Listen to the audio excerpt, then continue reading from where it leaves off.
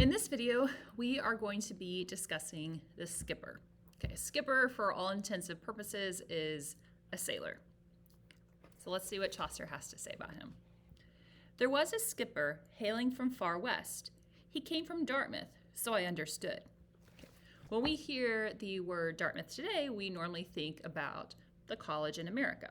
Okay. But Dartmouth is also a place in England, and during Chaucer's time, it was a haven for pirates. So by Chaucer telling us in these first two lines here that the skipper hails from Dartmouth, that is probably an implication from Chaucer that this skipper is more of a pirate than a normal sailor. He rode a farmer's horse as best he could. Obviously, he's a sailor. He spends all of his time on the water, so he's not going to be very good at riding a horse. In a woolen gown that reached his knee, a dagger on a lanyard falling free hung from his neck, under his arm and down. The summer heat had tanned his color brown, and certainly he was an excellent fellow. Many a draught of vintage, red and yellow, he drawn at Bordeaux, while the trader snored. The nicer rules of conscience he ignored. So this is one of our first hints from Chaucer that this guy is more pirate than, or second hint, I guess, from Chaucer, that this guy is more pirate than sailor. So apparently what this guy's job is supposed to be is that he is supposed to sail to France, because Bordeaux is a region in France. He is supposed to pick up wine from a wine trader there and then bring it back to England for merchants to sell. But this skipper takes it a step further, and he cuts out the middleman. Okay. So he sails to Bordeaux. He meets with these wine traders. Okay. He gets them drunk.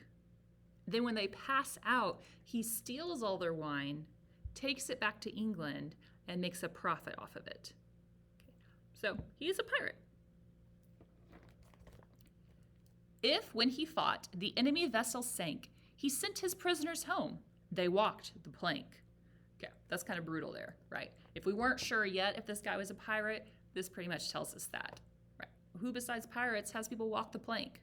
I mean, I'm sure people have people walk the plank back in those days, but he's a pirate. As for his skill in reckoning his tides, currents and many another risk besides, moons, harbors, pilots, he had such dispatch that none from Hull to Carthage was his match. Hardy he was, prudent in undertaking, his beard in many a tempest had it shaking. And he knew all the havens as they were, from Gotland to Cape of Finisterre, and every creek in Brittany and Spain. The barge he owned was called the Madeleine. So we do not have an exact name for the skipper, but what we do have is an exact name for his boat. Right there in that last line, Chaucer tells us that the boat he owned was called the Madeleine.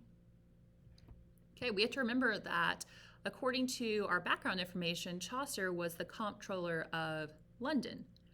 So we have to think that he might have known someone from this description of the skipper based on the fact that he's giving us a specific boat name.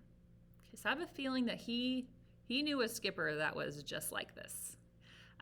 In terms of if Chaucer likes him or not, he definitely doesn't hold him in high esteem. I mean, he's a pirate that makes people walk the plank. I think you could argue for either neutral, bottom of neutral, or that he dislikes him, right? Because he's stealing from people, he's making people walk the plank. Okay. So I think you can make the argument either way.